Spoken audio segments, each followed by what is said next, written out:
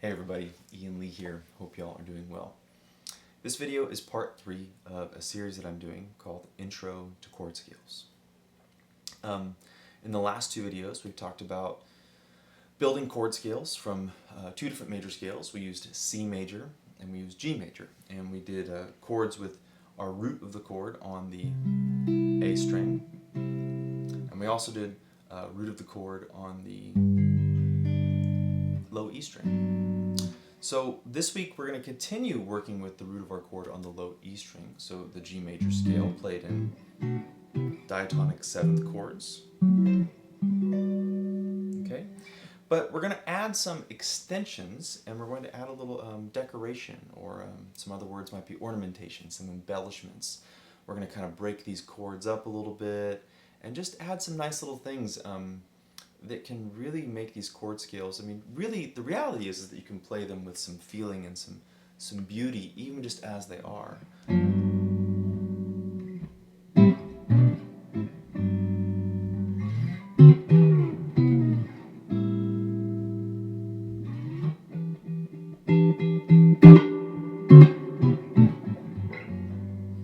I could stand to do more of that on my own, to be honest, so I'll take my own advice.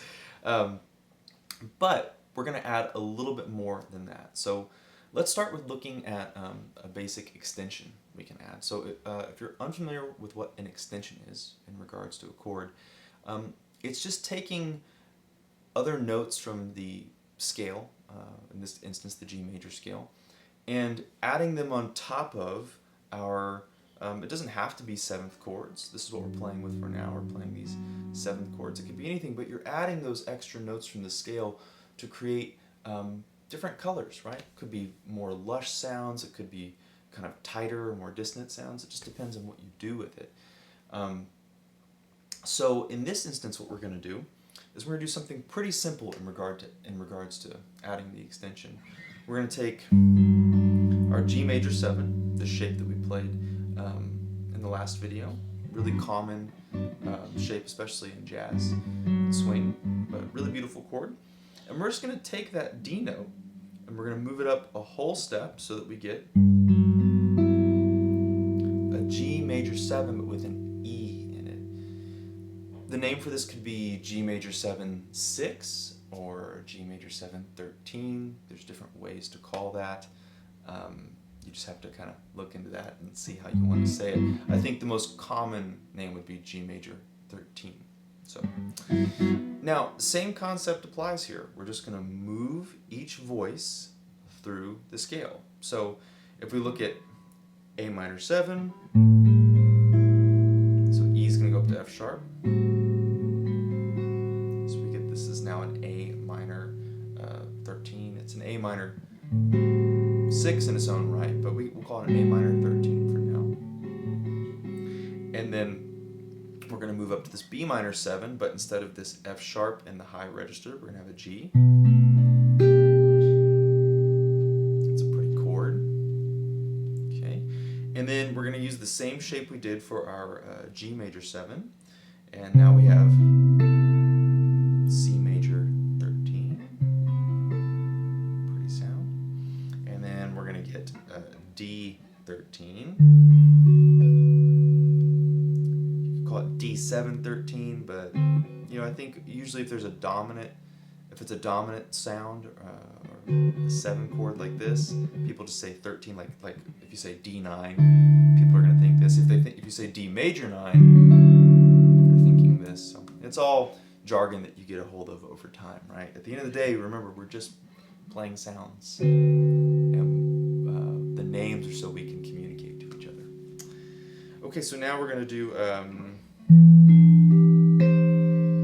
this beautiful E minor chord, and then we have to play our, we have to squeeze our fingers in up here. We're going to play our F sharp minor 7 flat 5, but instead of that C note, we're going to play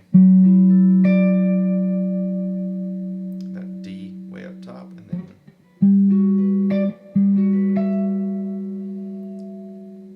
so that's how you move extensions that are sitting on top of your chords, or however they're within your chords, through chord scales. Remember, I can't stress this enough, so forgive me if I sound like a broken record. I tell this to my private students all the time. I'm a broken record, I repeat myself.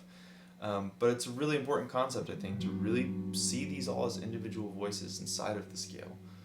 Barry Harris used to say chords come from scales. So really we're still just playing a scale, but the harmony is an occurrence of us playing different notes of that one scale at the same time, and the scales starting at different points in space and time.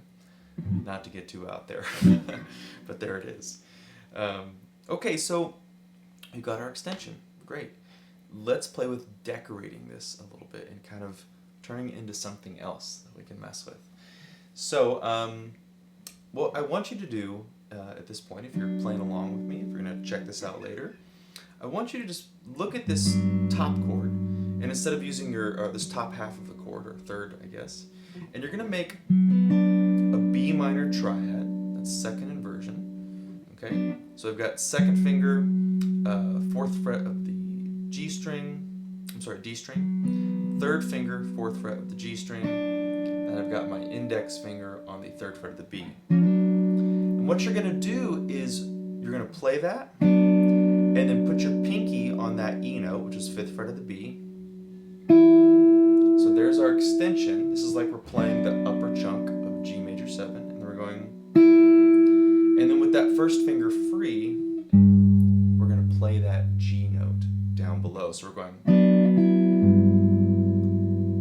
so now I've got a little movement inside of this chord, which is pretty. It's a really nice thing. So now instead of just playing, we can go, okay. Now we need to do something very similar for our A minor chord. So what we're going to do is, I think the easiest way is to bar this. I think this is the easiest way to do it. So we're going to just keep our bar, maybe with the index finger instead of the 2, 3. And we're going to play the triad that sits up top, play that note, and then play the A root of the chord that's on the low E string, 5th fret. So, sorry. Okay, is there another way to play that? Let me think. You could do that, but then you end up releasing the triad, which isn't bad either, but it doesn't stick with the theme of maintaining the top 3 fingers. What I'm trying to always do, and there isn't a hard and fast rule about it or anything, but I'm trying to maintain a theme through my chord scales when I do stuff like this. And then you can mix and match ideas, and that's always really pretty and fun, but I'm trying to keep a consistent fluid idea throughout the whole thing. So then we're going to go to this B minor with the G up top, so you can think of that as like B minor flat 13, I guess, right? So now we're going to go, it's pretty.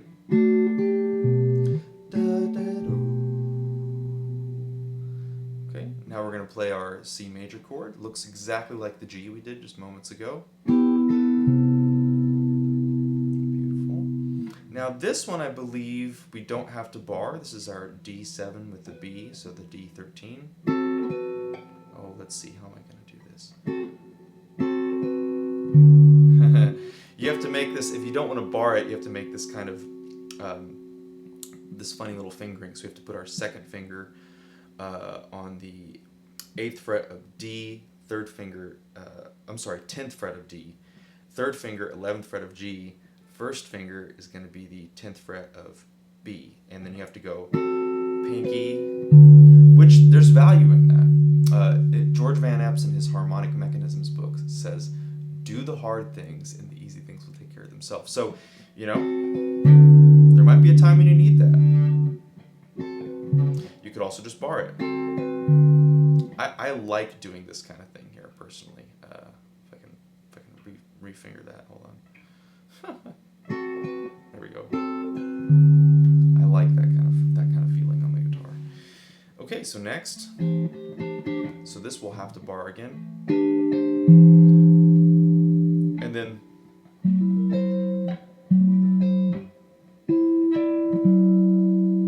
the F sharp minor 7 flat 5. We can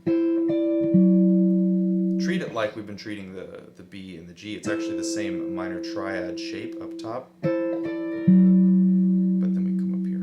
And then we have the octave of our scale. Woo! Now, you can start to mix and match, so you can just be a little more playful.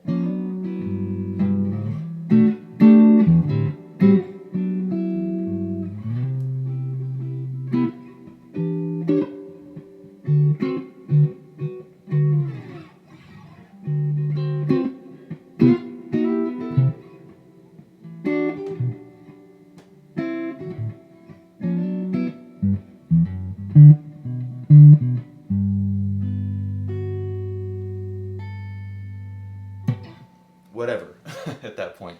You can start to have a lot of fun with it. I hope you're having fun with it regardless, but then you can start to improvise a little bit.